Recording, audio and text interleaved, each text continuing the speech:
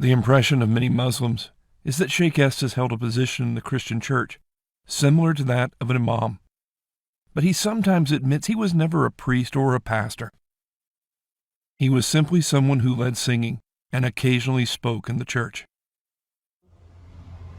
Well, first of all, a lot of people think I was a preacher, but more than anything in the churches, I was more of a music minister because I spent my time with pianos, organs, music, and the sales of musical instruments. So as far as the preaching, I only filled in when the preacher wasn't going to be there. So then I would give the sermons. So we want to talk about the Bible and tell them about the message that comes in the Bible. While we were trying to do it, though, the priest, he had a different Bible because the Catholic Bible doesn't really match the Protestant Bible. Then my father had a different Bible that he had since he was little.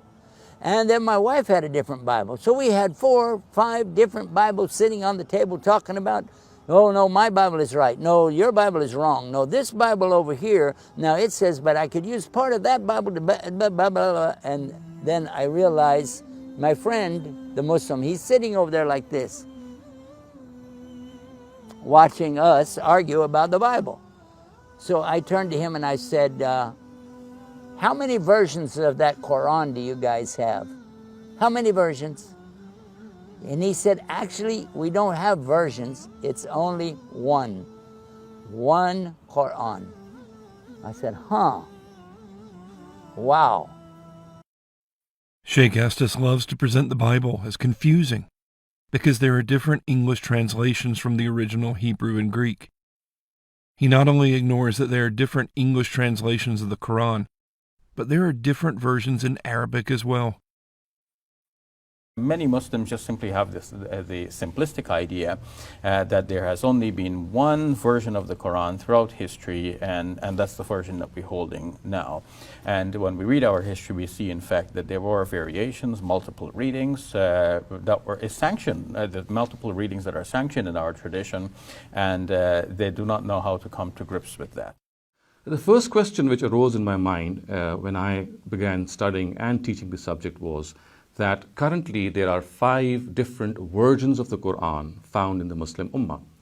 Now this might be a startling revelation for most of you, but then for academic circles this is nothing new. So we have 5 different versions of the Quran circulating in the Muslim Ummah. We have this famous version, or I would say the Riwayah of Hafs from Asim, which is the Quran, which is taught in most parts of the Muslim Ummah and which is known to most of us.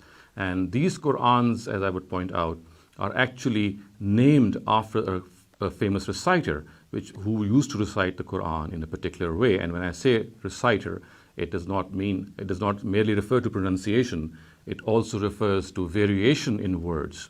So when I say there are 5 versions, it means that there are 5 different versions which have different words at times.